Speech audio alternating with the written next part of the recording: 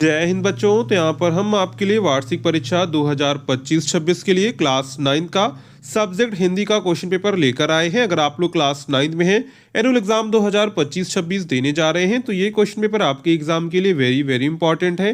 तो आप लोग इस वीडियो को पूरा एंड तक देखिएगा। अगर आपको वीडियो पसंद आता है तो वीडियो को लाइक करिएगा, चैनल को सब्सक्राइब करिएगा एंड वीडियो को अपने दोस्तों में शेयर करना मत भूलिएगा। यहाँ पर आपको 30 नंबर प्रैक्टिकल में दिए जाते हैं और 70 नंबर का आपका पूरा पेपर आता है। तो सबसे पहले यहाँ पर आता है खंड आ, जिसमें आपको 20 ऑब्जेक्टिव क्वेश्चंस यानी कि बहुविकल्पीय प्रश्न देखने को मिलते हैं। जिसमें आपका क्वेश्चन नंबर फर्स्ट है, फोर्ट विलियम कॉलेज की स्थापना कहाँ हुई थी? मुंबई, दिल्ली, कोलकाता, चेन्नई। तो यहाँ पर राइट आंसर क्या हो जाएगा?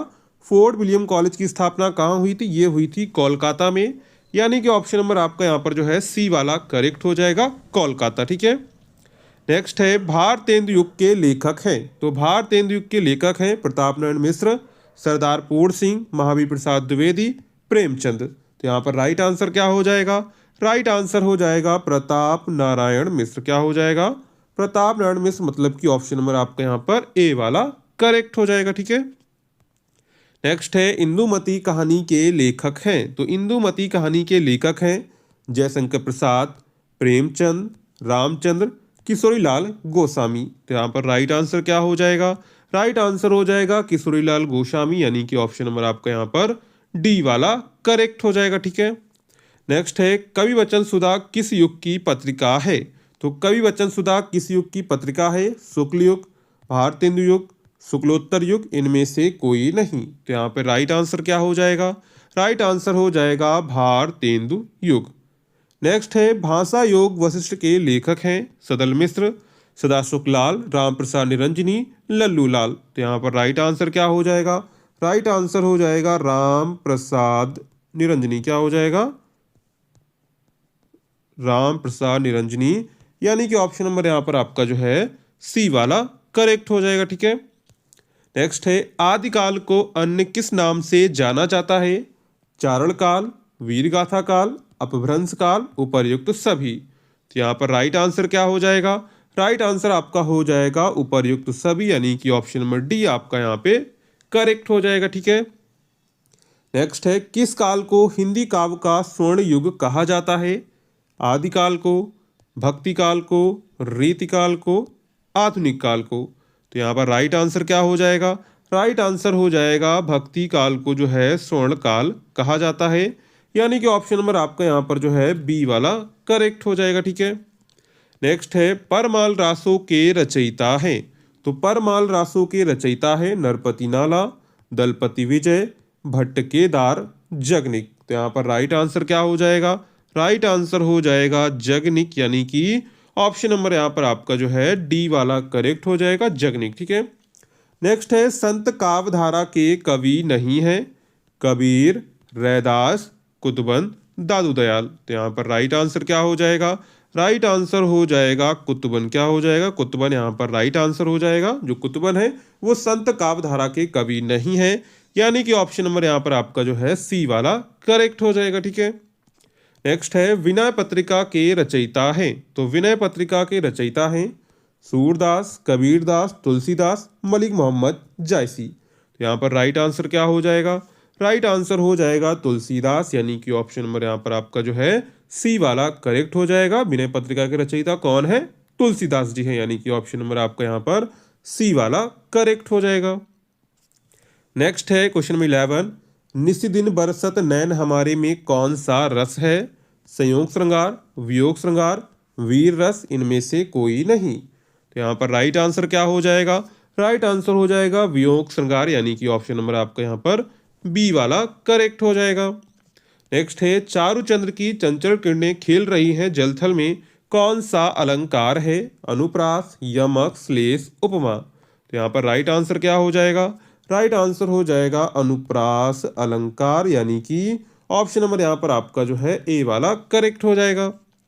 नेक्स्ट है, किस छंद के प्रत्येक चरण में 16-16 मात्राएं होती हैं? दोहा, चौपाई, सोरठा, रोला। तो यहाँ पर राइट आंसर क्या हो जाएगा? राइट आंसर हो जाएगा आपका चौपाई, यानी कि ऑप्शन नंबर आपका यहाँ पर बी वाला करेक्ट हो जाएगा। नेक्स्ट है, महादेव में संधि है, दीर्घ संधि, यड़ संधि, गुण संधि, वृद्धि संधि। तो यहाँ पर राइट आंसर हो जाएगा गुण संधि। महादेव में कौन सी संधि है? महादेव में गुण संधि है, यानी कि ऑप्शन नंबर आपका यहाँ पर जो है सी वाला करेक्ट हो जाएगा, गुण संधि। नेक्स्ट है पुस्तकालय में कौन सा समास है? कर्मधारय समास, अव्ययीभाव समास, द्विग समास, तत्पुरुष समास। तो यहाँ पर राइट आंसर क्या हो जाएगा? राइट आंसर हो जाएगा तत्पुरुष समास, यानी कि ऑप्शन नंबर आपका यहाँ पर डी वाला करेक्ट हो जाएगा। नेक्स्ट है कृतज्ञ का विलोम है। तो कृतज्ञ का विलोम है यज्ञ, विज्ञ, सर्वज्ञ, कृतज्ञ। तो यहाँ पर राइट आंसर क्या हो जाएगा? राइट आंसर हो जाएगा ऑप्शन नंबर डी, कृतज्ञ। ठीक है। नेक्स्ट है क्वेश्चन नंबर 17, गंगा का पर्यायवाची नहीं है। तो गंगा का पर्यायवाची नहीं है भागीरथी, सुरसरी, मंदाकिनी, कालिंदी। तो यहाँ पर राइट आंसर क्या हो जाएगा? राइट आंसर हो जाएगा ऑप्शन नंबर डी, कालिंदी जो है गंगा का पर्यायवाची नहीं है, जबकि भागीरथी, सुरसरी, मंदाकिनी ये सब गंगा के पर्यायवाची हैं। नेक्स्ट है हरि शब्द का तृतीया एक वचन रूप है हरिम, हरया, हरे, हरे। तो यहाँ पर राइट आंसर क्या हो जाएगा? Right answer option number D आपका यहाँ पर करेक्ट हो जाएगा, हरे। नेक्स्ट है मचका का तत्सम रूप है मोती, मधुमक्खी, मक्खी, मौत। तो यहाँ पर राइट आंसर क्या हो जाएगा? राइट आंसर हो जाएगा ऑप्शन नंबर सी, मक्खी। नेक्स्ट है कैसा निखरा स्वर है में प्रयुक्त विराम चिन्ह है? उदाहरण, प्रश्नवाचक, योजक, विस्मयादि बोधक। तो यहाँ पर राइट आंसर क्या हो जाएगा? राइट आंसर हो जाएगा ऑप्शन नंबर डी, विस्मयादि बोधक। यहाँ पर जो चिन्ह लगा होता है इस प्रकार का होता है विस्मयादि बोधक का, एक डंडा होगा, नीचे बिंदी होगा, तो आप समझ जाएंगे कि यहाँ पर जो है विस्मयादि बोधक विराम चिन्ह का प्रयोग हुआ है। तो यानी कि ऑप्शन नंबर आपका यहाँ पर जो है डी वाला करेक्ट हो जाएगा। यहाँ पर हमने 20 ऑब्जेक्टिव क्वेश्चंस को कवर कर लिया है। ये सभी 20 क्वेश्चंस आपके एग्जाम के लिए इंपॉर्टेंट हैं, तो आप लोग इन सभी क्वेश्चंस को अच्छे से तैयार कर लीजिएगा। इसके बाद आता है आपका खंड बा। ये आपको सभी क्वेश्चंस आपके जो है कॉपी पर लिखने होंगे। आपके जो 20 क्वेश्चंस होते हैं वो आपको ओमार सीट पर फिलअप करने होते हैं। अगर आपने अभी तक वीडियो को लाइक नहीं किया तो वीडियो को लाइक कर दीजिएगा, और हमारे टेलीग्राम व्हाट्सएप ग्रुप को ज्वाइन करना मत भूलिएगा, उसका लिंक आपको डिस्क्रिप्शन में दिया गया है। तो यहाँ पर आपको क्वेश्चन नंबर 21 है, निम्नलिखित गद्यांश पर आधारित 3 प्रश्नों के उत्तर दीजिए। यानी यहाँ पर आपको एक गद्यांश दिया जाएगा, उसको आपको पूरा पढ़ना होगा। इसके बाद आपको 3 प्रश्नों के उत्तर देने होंगे। जैसे यहाँ पर देखिए आपको एक गद्यांश दिया गया है, सोनजूही में आज एक पीली कली लगी है, उसे देखकर अनायास ही उस छोटे जीव का स्मरण हो आया जो इस लता की सघन हरितमा में छिपकर बैठता था और फिर मेरे निकट पहुंचते ही कंधे पर कूदकर मुझे चौंका देता था। तब मुझे कली की खोज रहती थी, पर आज उस लघु प्राणी की खोज है। तो यहाँ पर आपको एक गद्यांश दिया जाएगा, उसको आपको पूरा पढ़ना होगा।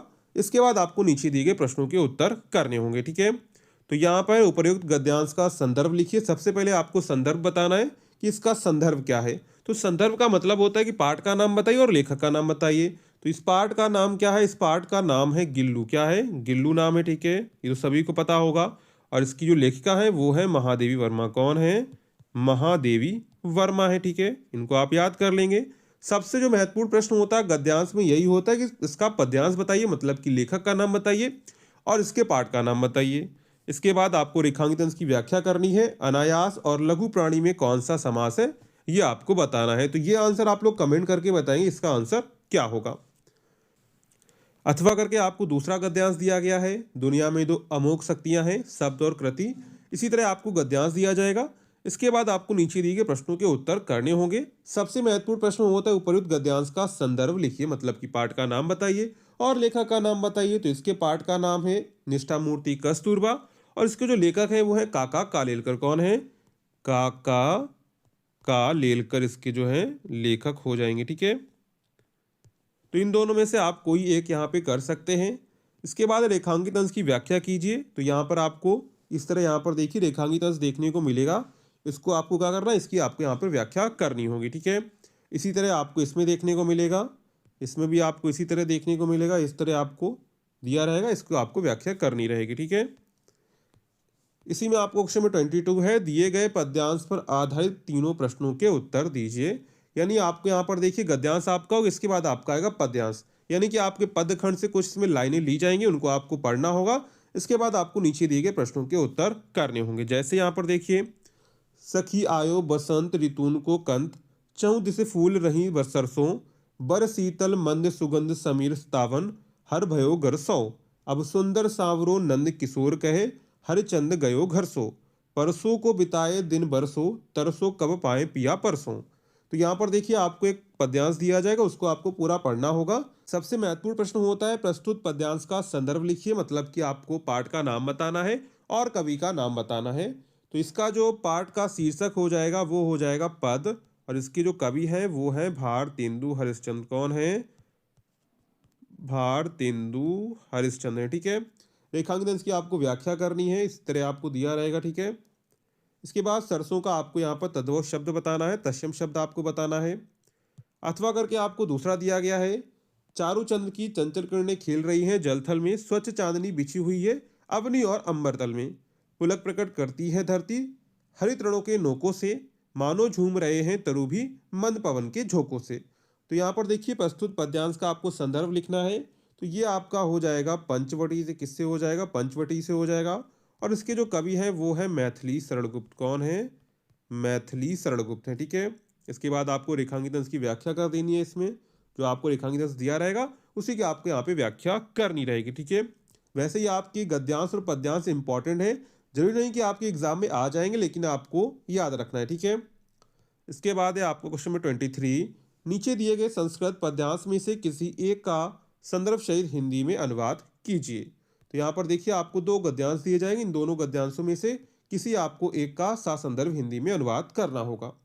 इसी में आपका खा प्रश्न है, दिए गए संस्कृत पद्यांश में से किसी एक का संदर्भ सहित हिंदी में अनुवाद कीजिए। यहाँ पर आपके पाठ्यक्रम से दो श्लोक दिए जाएंगे, उन दो श्लोकों में से किसी एक श्लोक का आपको संदर्भ हिंदी में अनुवाद करना होगा, ठीक है। इसी में आपको क्वेश्चन नंबर 24 है, दीपदान एकांकी के आधार पर पन्नाधाय का चरित्र चित्रण कीजिए अथवा लक्ष्मी का स्वागत एकांकी का सारांश लिखिए। तो यहाँ पर आप इन दोनों में से कोई एक यहाँ पे कर सकते हैं जो आपको इसमें से आता हो, ठीक है। इसी में आपको क्वेश्चन नंबर 24 है, दिए गए लेखकों में से किसी एक लेखक का जीवन परिचय देते हुए उनकी प्रमुख रचना लिखिए, जैसे आचार्य हजारी प्रसाद द्विवेदी, महादेवी वर्मा, धर्मवीर भारती। तो यहाँ पर देखिए तीन लेखक के नाम दिए गए हैं, तीन में से किसी एक लेखक का आप यहाँ जीवन परिचय लिख सकते हैं। इसी में आपका खा प्रश्न है, दिए गए कृतियों में से किसी एक का जीवन परिचय देते हुए उनकी प्रमुख रचना का उल्लेख कीजिए। यहाँ पर देखिए मैथिली शरणगुप्त, जयशंकर प्रसाद, कबीरदास। तो यहाँ पर आपको तीन कवियों के नाम दिए गए, ठीक है। इन तीन कवियों में से किसी एक कवि का आप लोग यहाँ पे जीवन परिचय लिख सकते हैं, ठीक है। यहाँ पे आप लोग ठीक कर लीजिएगा, दिए गए कवियों में से, ठीक है। इसके बाद आपका क्वेश्चन नंबर 26 है, अपनी पाठ पुस्तक से कंठस्थ कोई एक श्लोक लिखिए जो इस प्रश्न पत्र में ना आया हो, यानी कि आप श्लोक जरूर याद कर लेंगे, यह आपको 2 नंबर में देखने को मिल जाता है।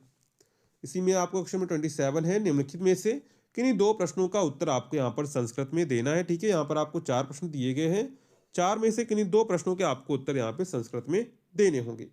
इसी में आपको क्वेश्चन नंबर 28 है, निम्नलिखित में से किसी एक मुहावरे का अर्थ लिखकर वाक्य में प्रयोग कीजिए। जैसे अंगूर खट्टे होना, इसका मतलब है वांछित वस्तु को ना प्राप्त करने पर यह कहना कि वह व्यर्थ है। इसके बाद है घड़ों पानी पड़ना, मतलब कि शर्मिंदा होना। गागर में सागर भरना, मतलब कि थोड़े शब्दों में बहुत कुछ कह देना। खून खौलना, मतलब कि बहुत अधिक क्रोधित होना, ठीक है। इसी में आपको क्वेश्चन नंबर 29 है, किन्हीं दो वाक्यों को आपको यहाँ पे संस्कृत में अनुवाद करना होगा, ठीक है। तो यहाँ पर देखिए, हम सब विद्यालय जाते हैं, तुम यह पुस्तक पढ़ते हो, वे सब कहाँ जाते हैं, घोड़ा वहां दौड़ता है। तो इन दोनों में से आपको क्या करना है, इन चारों में से आपको कोई दो का संस्कृत में अनुवाद करना होगा। इसी में आपको क्वेश्चन 30 है, घर के विवाह उत्सव में सम्मिलित होने के लिए प्रधानाचार्य को अवकाश हेतु एक प्रार्थना पत्र लिखिए अथवा शहर की सफाई हेतु मुख्य नगर अधिकारी को पत्र लिखिए। तो यहाँ पर आप इन दोनों में से कोई एक कर सकते हैं, जो आपको इसमें सिंपल लगता हो वो आप यहाँ पे कर सकते हैं। तो ये पूरा आपका जो है क्लास 9 का हिंदी का एनुअल एग्जाम का क्वेश्चन पेपर हो जाता है, जो आपके एग्जाम के लिए इंपॉर्टेंट है। तो आप लोग इन सभी क्वेश्चंस को अच्छे से तैयार कर लीजिएगा। अगर आपको वीडियो पसंद आई हो तो वीडियो को लाइक करिएगा, चैनल को सब्सक्राइब करिएगा एंड वीडियो को अपने दोस्तों में शेयर करना मत भूलिएगा।